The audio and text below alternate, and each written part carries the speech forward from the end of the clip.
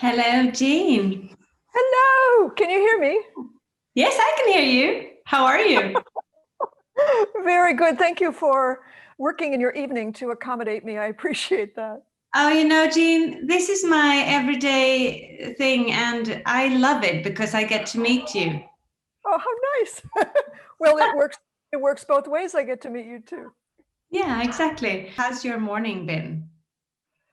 Well, fine so far. It's gray and gloomy and pouring rain here in California, which is a little bit unusual. So I'm kind of enjoying the coziness. That sounds nice. Where in California are you? Just north of San Francisco, up in wine country.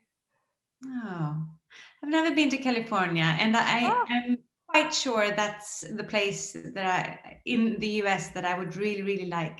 well, you should come. If you come, let me know. I will, certainly. Thank you. So, Jean, do I pronounce your name right? Ah, thank you so much. So Jean is correct. Hainer is how my last name is pronounced. Heiner. So, welcome to Livsenergi, our channel for speaking to authors that we launch books from. It's very nice to have you here. Thank you. So, Jean Hainer, today we're going to talk a little bit about, of course, you, but also about this book that is called The Five Elements Solution. Discover the spiritual side of Chinese medicine to release stress, clear anxiety, and reclaim your life. That's quite a title. Yeah. Well, authors don't have control over what the title is. They have input, but they don't have total control. So uh, I'm glad I that, just meant it's so inspiring. yeah, no, it's lovely. When I first saw it, I thought, oh my gosh, that's a lot of promises there. I better live up to it. Well, it's quite new, right? Yeah, just out. Yeah. And I'm thinking, can we just rewind a little bit in your life and see where did you come from and how did you end up writing about, the spiritual side of Chinese medicine? Yeah, you'd think that I should be Chinese on this screen, and obviously I'm not. When I was in my 20s, I married into a Chinese family from China. Uh, my mother-in-law barely spoke English, and she was very patient with me to have an American daughter who didn't know the rules of being a daughter-in-law in a Chinese family, so she was very tolerant of me. But she also taught me the principles of the spiritual side of Chinese medicine, including things like Feng Shui, which back then no one in this country had ever heard of. It hadn't made it to the West really yet. Chinese face reading, Chinese birth date reading, and the five elements of Chinese medicine, which is really a map of how energy moves. And in regular Chinese medicine, when they're treating people's physical health, they use this map to see what's going on with the qi in their body. But what most people don't know is that this map can also be applied to your spiritual nature, your emotional nature, your personality, to see how energy moves through that. And that really interested me. And that's what finally in my 20s got me so lit up with the thought that maybe there isn't something wrong with me. maybe there's a reason why I am the way I am. And it just called me so much. I knew that I just couldn't not do it. So I dove into studying with everyone I could get my hands on. My mother-in-law knew mostly the superstitious forms of this, but as I found other teachers to study with, I recognized the depth of this and the purity of it, and really the truth that there are no outliers with this system, that it applies to everything in life and really gives us a map for how to live our own lives. So ever since then, every day is like Christmas for me, that I wake up and it's like, oh, I get to do this again. How lucky am I? It's brilliant stuff. Is this what you do? Write books and talk to people about what you know? Yeah, this is my Like, fifth book with this, but my main focus is teaching people how to use this in their own lives, teaching people how to coach and counsel other people, because interestingly, the original therapists and personal coaches were in China thousands of years ago who used this system to help people live a life that was a fit for them. They worked as matchmakers. They also worked as what we would call career counselors.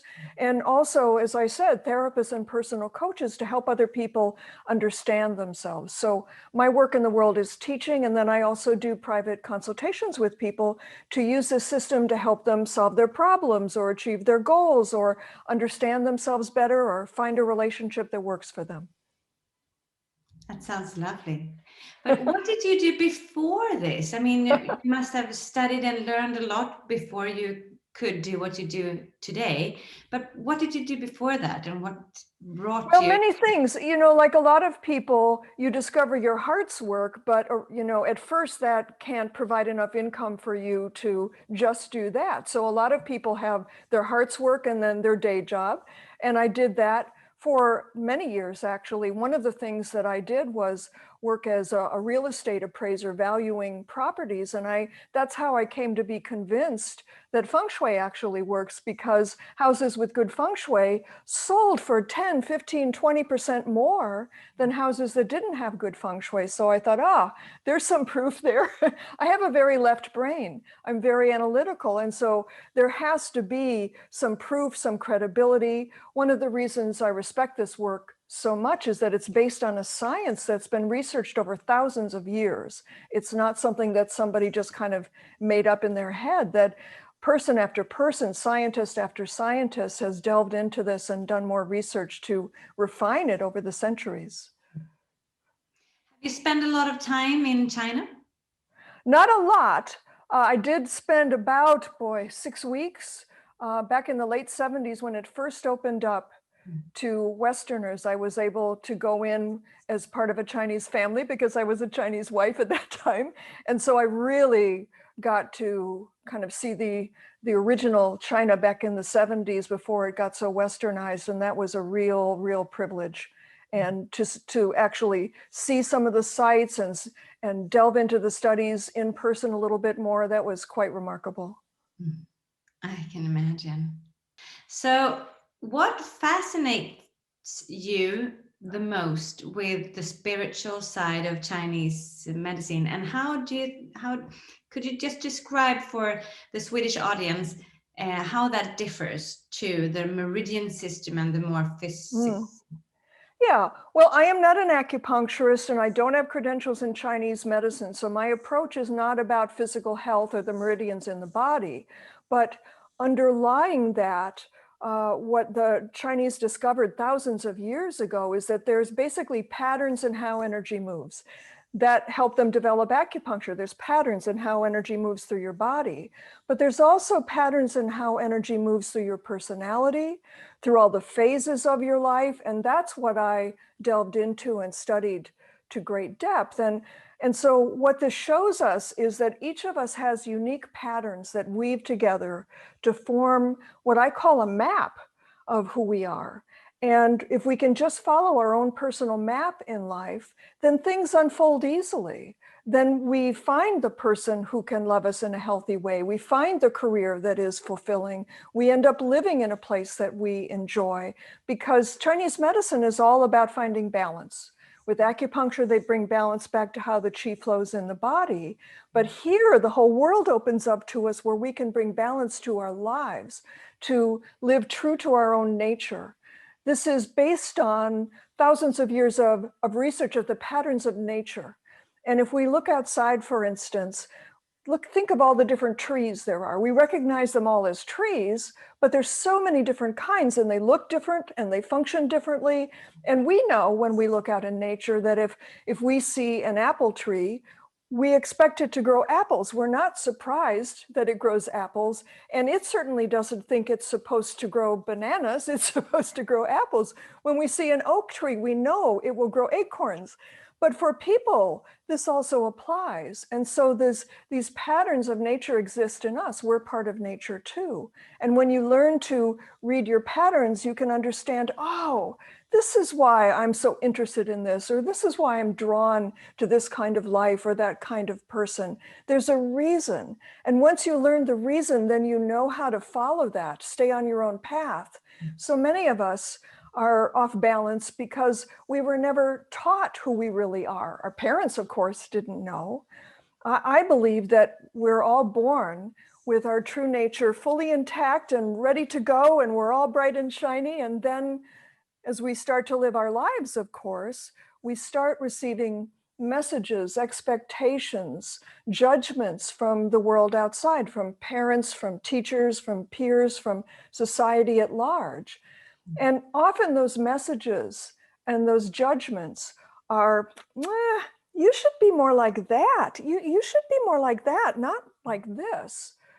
Well, implicit in that message is you will be loved if you're more like that. And we all want to be loved. So we try to be more like that, even though we're not. And I believe that is the beginning of our journey away from our original nature, from ourselves. And with all the people in my workshops and clients and consultations, I see everyone is trying to find a way back home to themselves. And this is by far the most powerful and elegant and true path back home, to understand who you are and to live an authentic life, to feel comfortable in your own skin, to fulfill your purpose in the world when you're in balance within yourself. And that is what this book can help us with. So the funny thing is, this when I chose to translate this book into Swedish, it's almost a year ago, actually. So it's the beginning of 2020. So I was reading on my iPad, the manuscript, and I figured I would just, skim through a few pages and make a decision. But the thing was, I was hooked. I couldn't just leave it. I had to do the test, because there are like personality tests here to discover your own element and so on. And also solutions of how you can, not just solutions, but descriptions that you can, many times of how you understand more about yourself is to recognize someone telling a story, and you can be like, aha, yeah, I can relate to that. So tell us more about this book. How is it built? I'm so thrilled to hear that you were hooked and it wasn't just a project. That fills my heart. That's lovely. Thank you for that. Yeah. Well, why don't I kind of walk us through the 5 personality types here, and just give some highlights about how they are in life and what they need to be happy, and maybe what a challenge is for each of them. Would that sound right? Wonderful. Okay.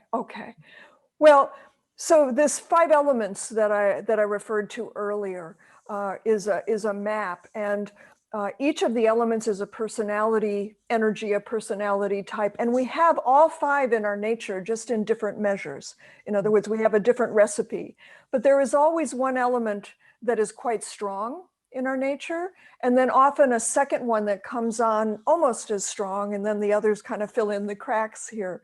So as I walk you through this, you may relate to more than one, and that's not a problem. As I said, we have all 5, just in different amounts. The 5 elements are named water, wood, fire, earth, and metal.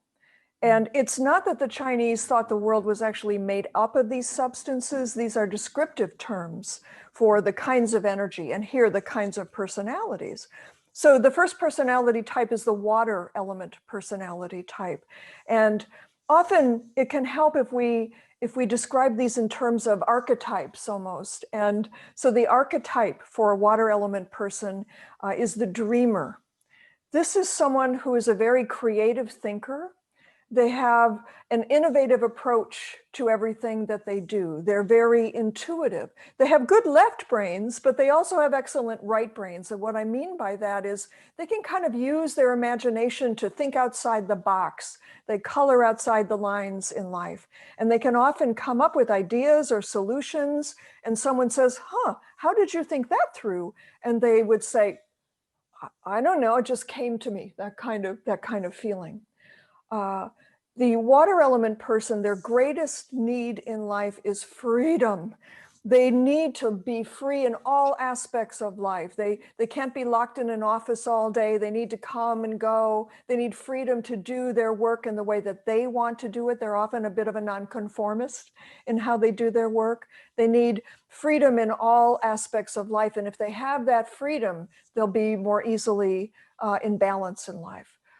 One of the biggest challenges for a water element personality type is that they tend to feel like outsiders, kind of stranger in a strange land. They feel like they don't fit in.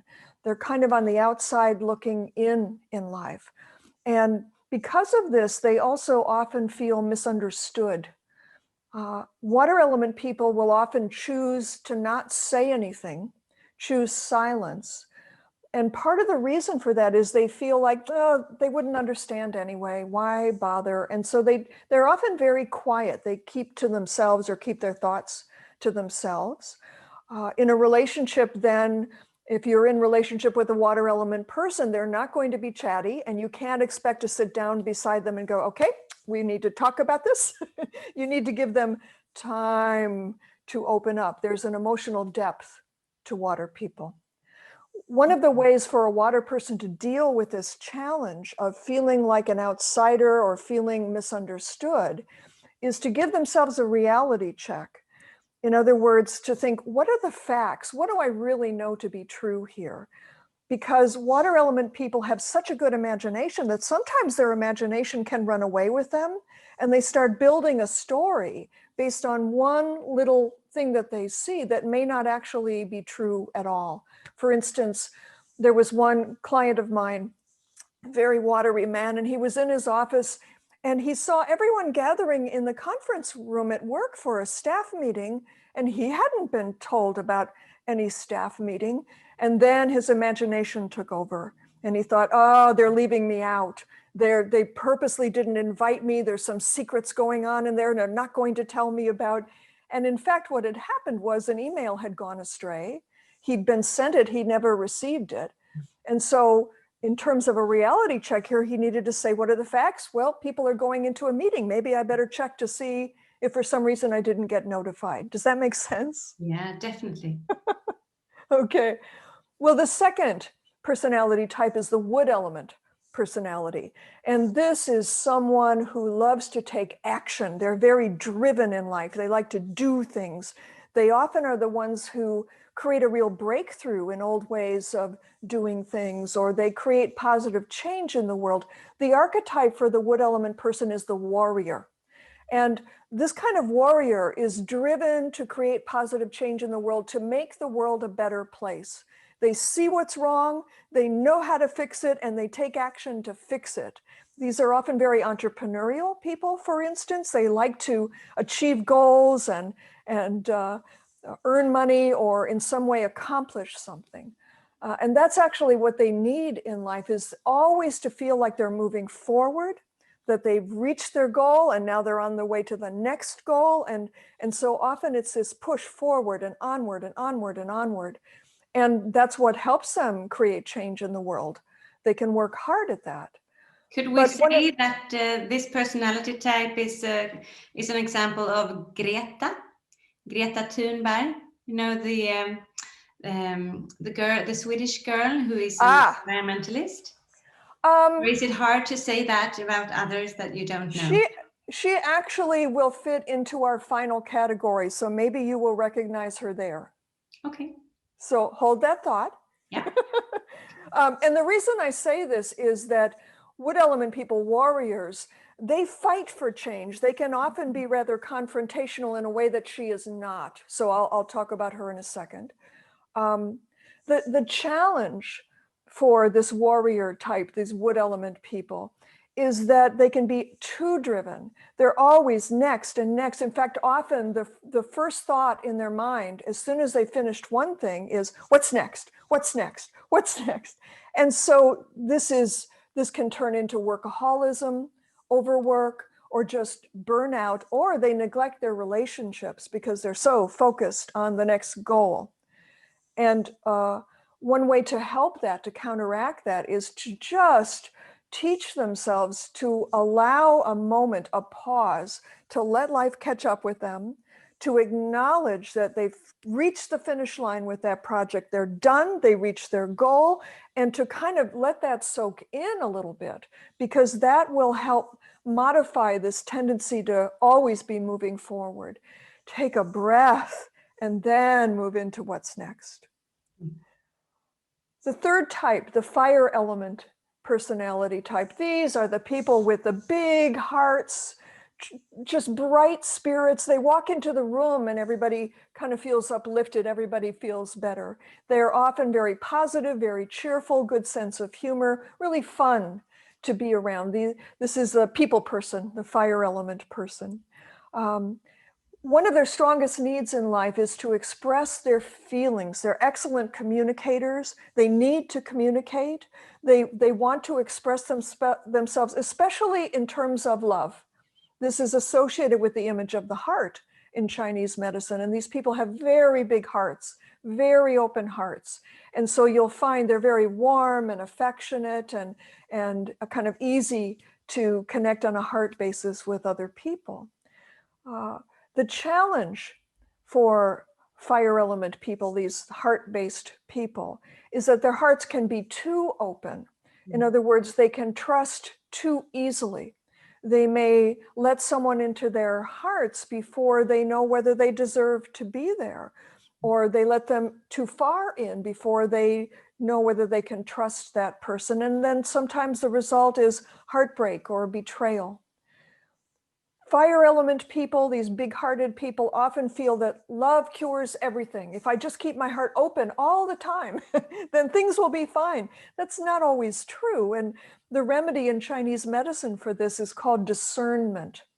And what that means is to go more carefully and gradually into any relationship, to keep your heart open, but in a reasonable way, to trust what you see rather than the promises that people make to you, that instead of diving in the deep end of the swimming pool of love, that you go in the shallow end step by step and see how it goes so far, and then another step, and then another step.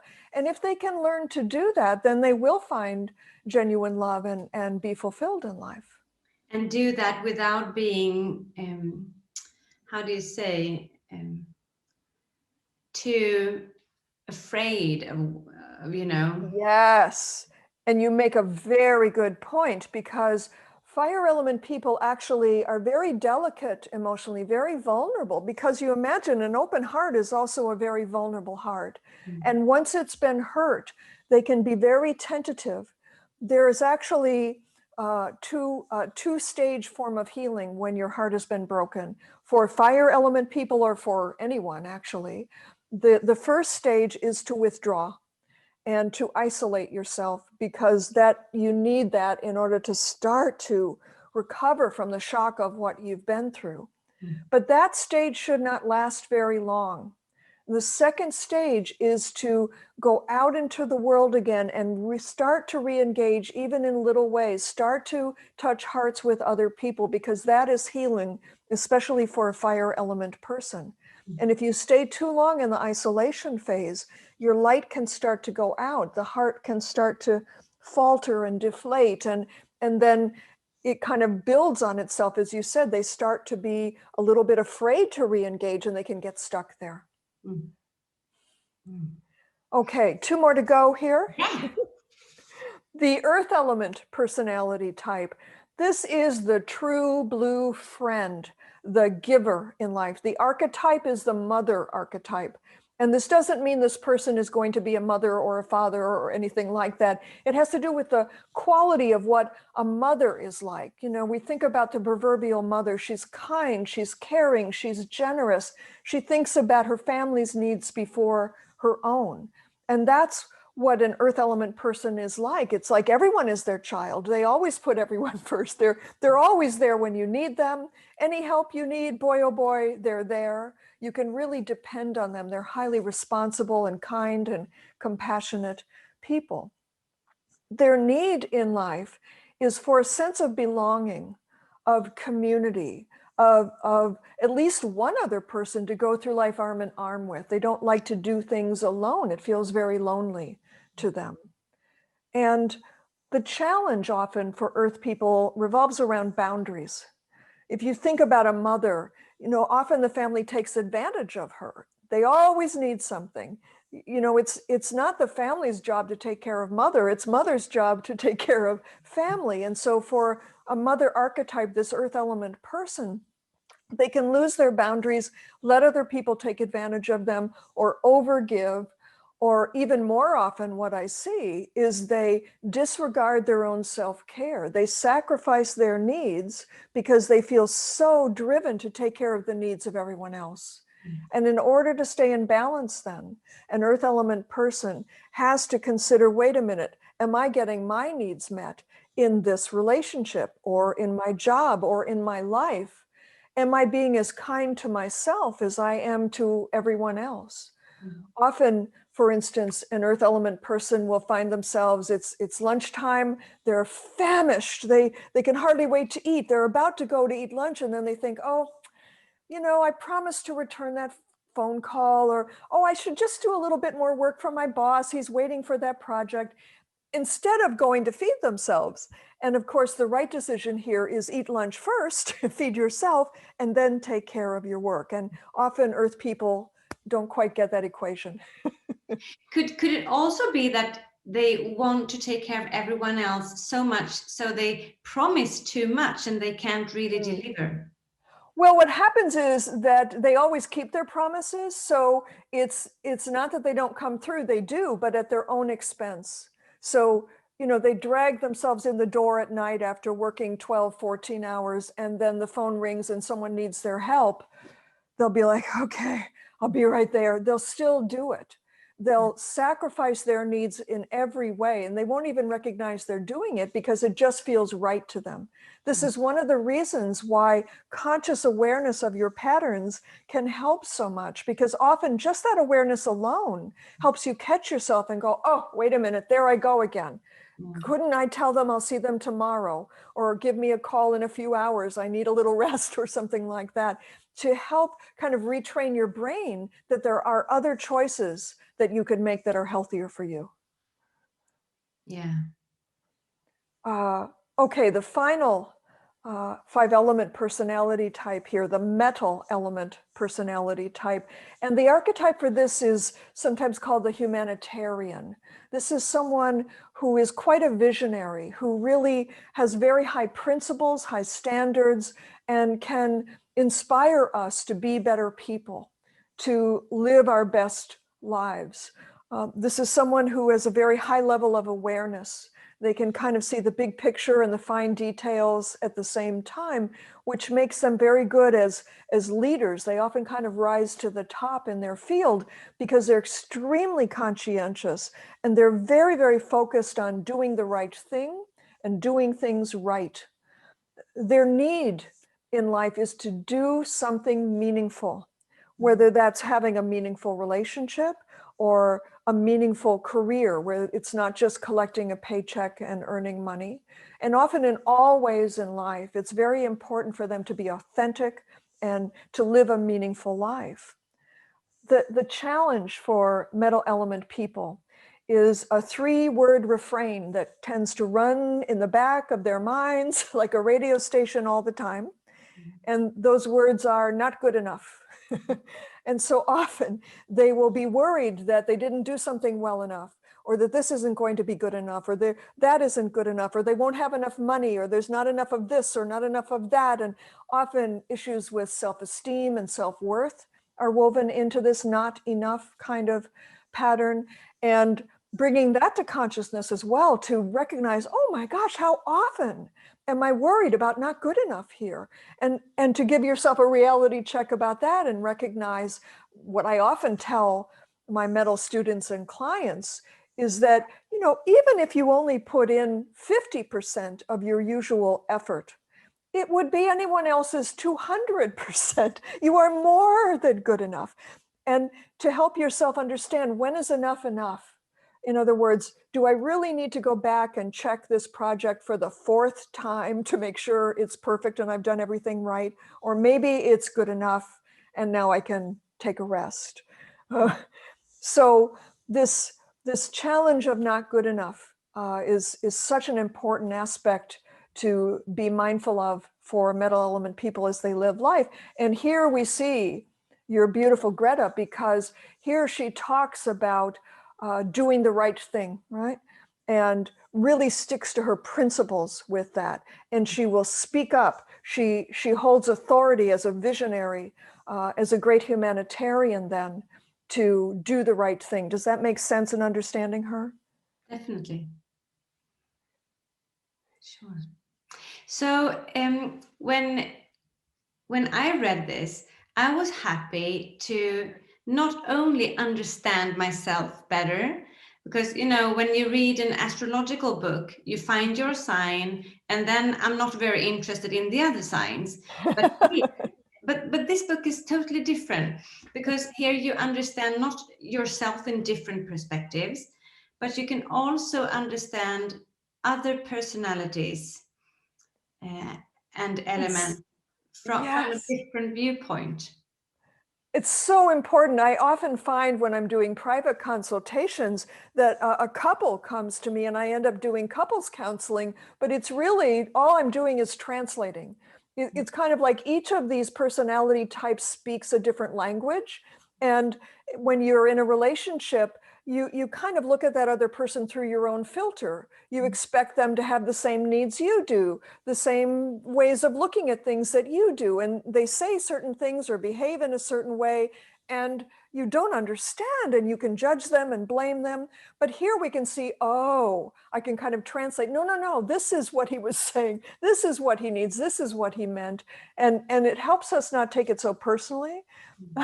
It helps us not get all caught up in some story about it. It gives us much more clarity about what's really going on. Yeah, definitely. So share with us, what's your element?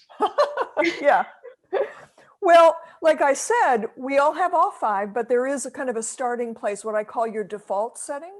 And so my default setting is the earth element. In other words, I'm thinking of, oh, what do you need? What do you need? So when I teach courses, I've often had people say to me, you know, you feed us very well. And they don't mean food, they mean information. Because earth element, of course, is the mother archetype. And a good mother knows how to feed her children in a way that serves them well and nourishes them and helps them go off and live a happy life. So my main element is earth. Secondary one, well, actually there's 2 of them, fire and metal are my secondary ones. And then wood and water are my lesser ones.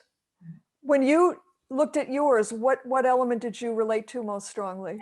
Well, the first one was water, and it's a while since I read it, but it was water, and I remember it because it's been water with several people that I've met also over the years that told me, well, you're water.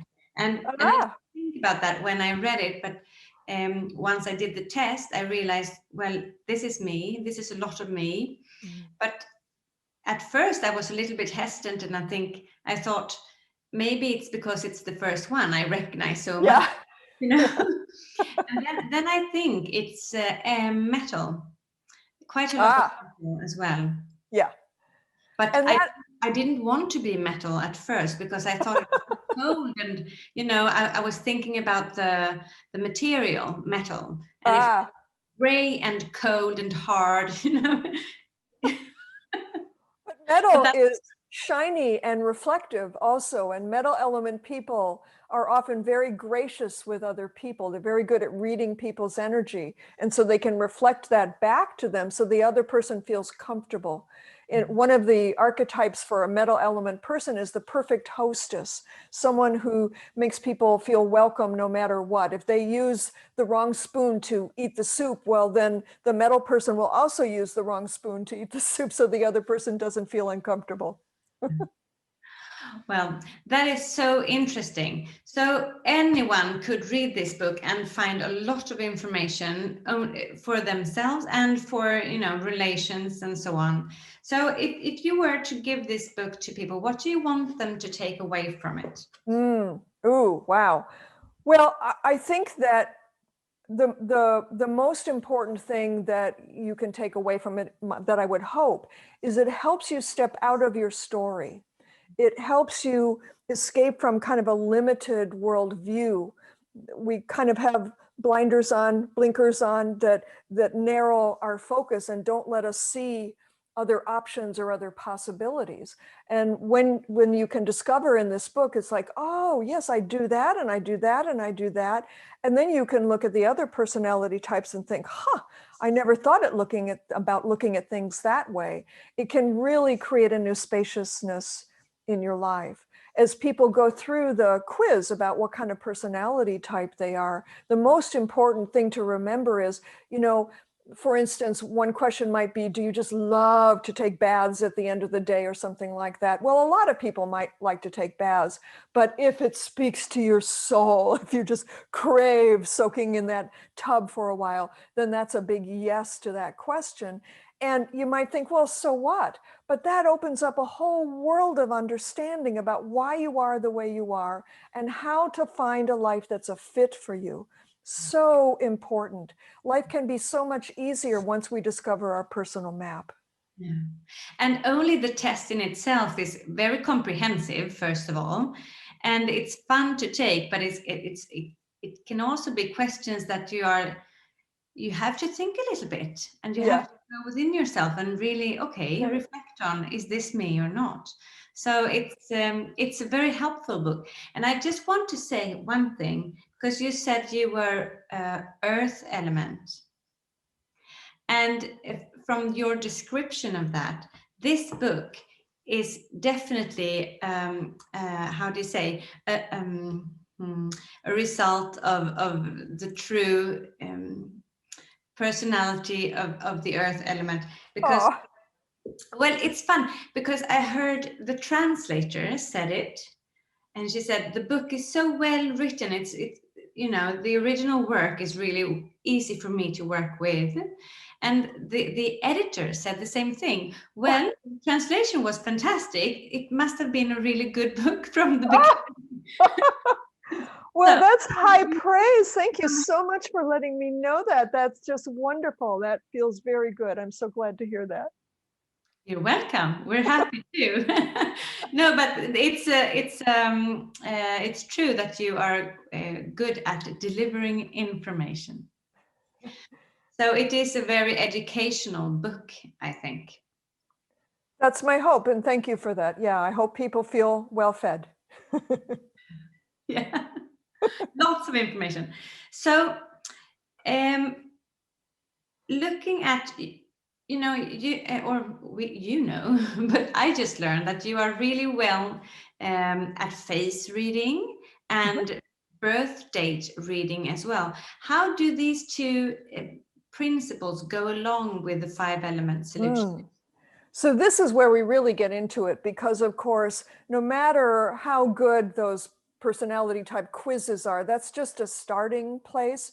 And the way to really know how you're wired, how you're put together, and how you're meant to do life is to read the patterns in your nature through your facial features and through your birth date. What the ancient Chinese physicians discovered, that there were patterns in people's faces that correlated to certain health issues and the ways that their bodies behaved.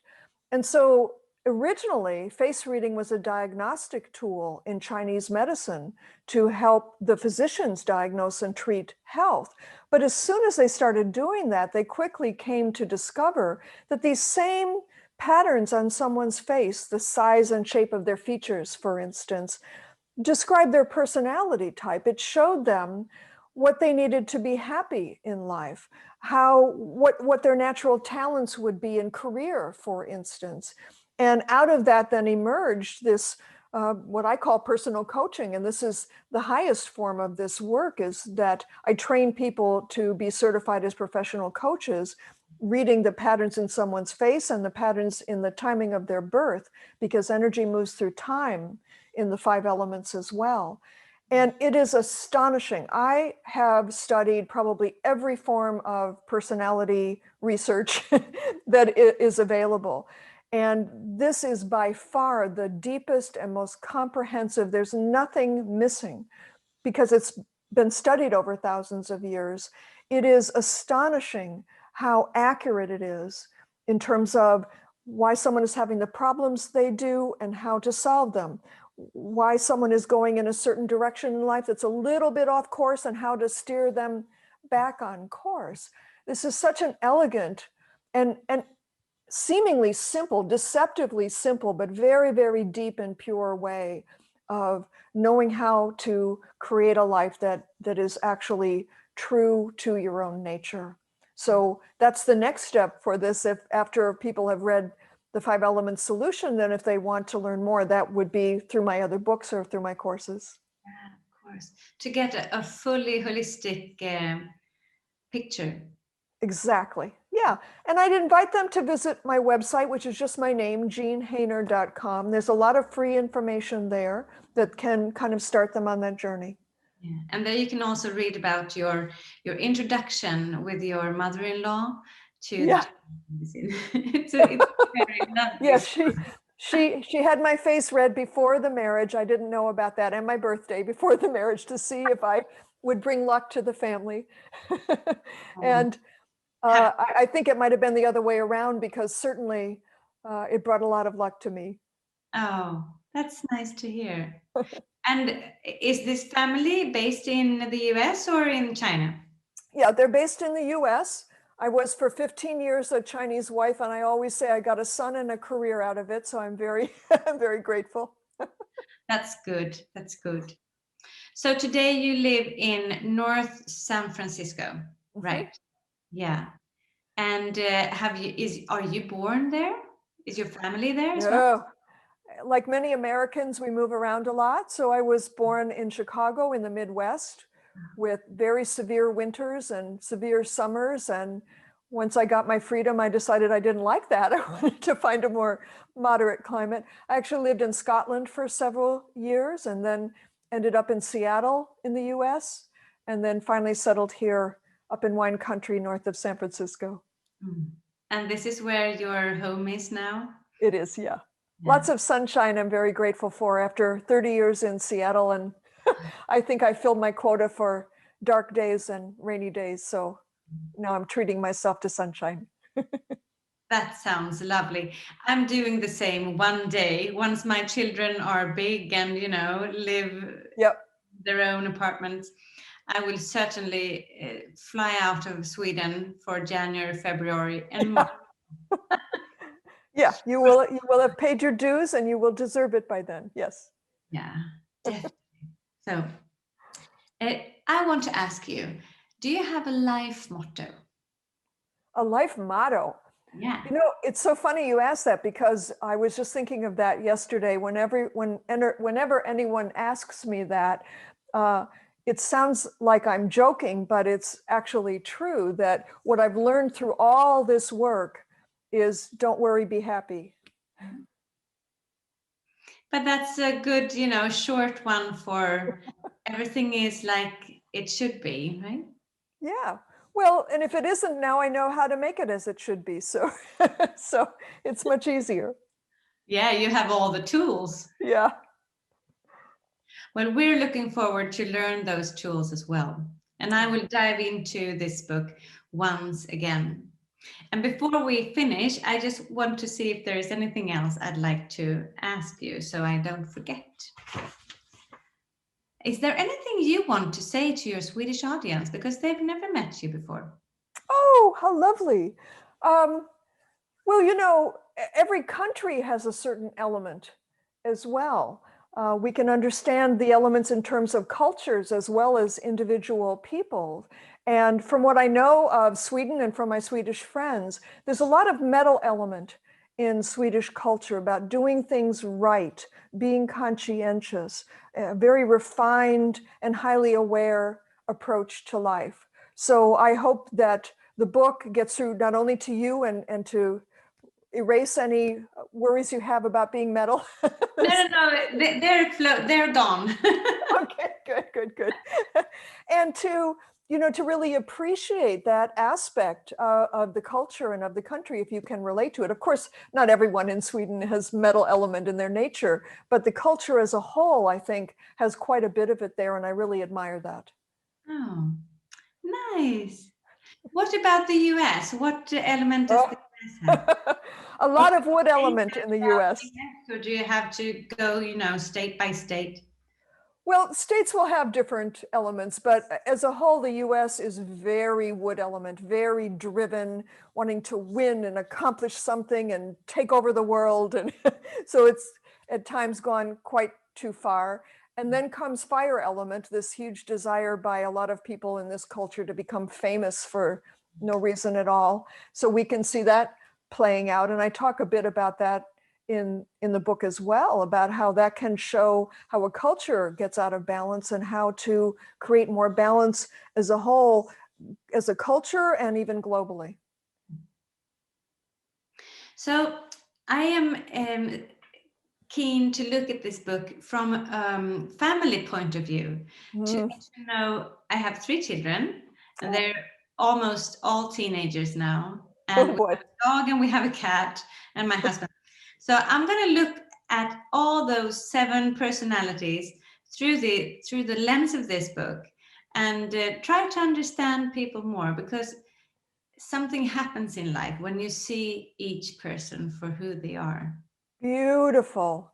Yeah, I love when parents use this work to understand their children better, because, to a certain degree, all of us, to some extent, kind of expect our children to be little miniature versions of ourselves. And then we get a surprise that they're not like that at all. And so this can help you understand, oh, this is how I can support this child. And it's different from how I support the other child. And one easy and fun way to do that would be to actually do the test with them, right? Right. And you might even, what I find often is we're too close sometimes. And so to have your husband take the test about you and you to take the test about him, and then for each of your children, because often you see things they're not aware of. Yeah, of course. And that actually brings me to another question that I would like to ask you. And it's that, can this change? Can the elements that I feel connected to change over time, like from when I was 25 to where I am today? What happens is that we each have our own personal blueprint, and that doesn't change. Just like out in nature, an oak tree never changes into an apple tree. It's always an oak tree, but it looks different when it's young, and then in middle age, and then as it gets older, it changes, and so do we. And what happens for us is that in the beginning, we're expressing our elements in a rather immature way because we haven't had much life experience, we don't have much knowledge, we haven't gained much wisdom. And then we become more and more evolved versions of ourselves. So the hope is that by the time we reach middle and later ages in life, we are much more aware of what we need. That doesn't usually happen with many people because they've had no guidance. And so here again is another reason to learn this work, because no matter what age you are, no matter where you are in life, it can be a big eye-opener about, oh, that's why. And then it centers you and grounds you in the knowledge that there's, like I said at the beginning, nothing wrong with you. And this is how to be yourself in a healthy and positive way, not affected by negative judgment or self-criticism, which distorts our elements and puts us out of balance. That is very true. And so this book, I read it from A to Z first. And I thought that was really fun because I didn't think that would be such a book, but it was. So now looking back at it, you can do that. You can also use it as, something to just, okay, so now I want to reread the wood element and understand that better, or do the quiz with this person or that person. So you can use this book in so many different ways. And as well, if you're encountering a certain problem, you can look at the chapter about that problem and then get a remedy to how to shift that. So it even goes, I'm a big believer in, yes, conscious understanding, but then let's be practical. What do we do to fix this, to solve this? And so that's the next step about, oh, I'm dealing with this. Oh, here's some choices for remedies here that I can apply in very simple ways in my life that can actually shift things and change things much more easily than I would have expected. Yeah. That's another very good part of the book. This is all you need. Yeah, there you go. It's the only book you need, right? That Thing, sounds like too big a promise. I don't know if you have it in English, but we have a Swedish author who became very, very popular a couple of years back for writing a book in English. It would be Surrounded by Idiots. Oh. So it divides people into colors, yellow, blue, red, and so on.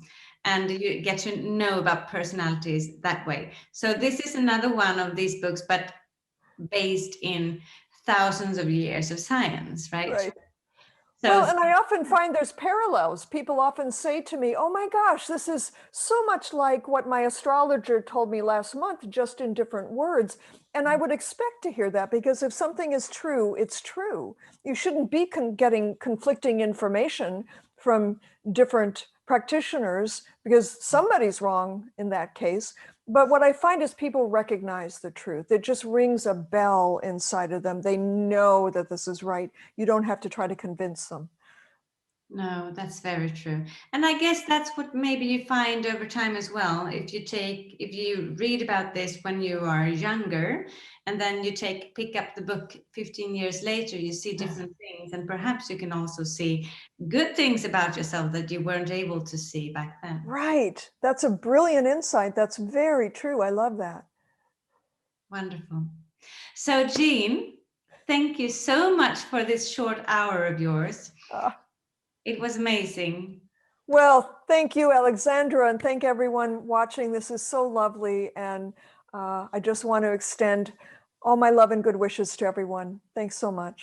Thank you. And have a great start of the year. And we will hopefully meet again soon. I hope so. Thank you. Bye. Bye-bye.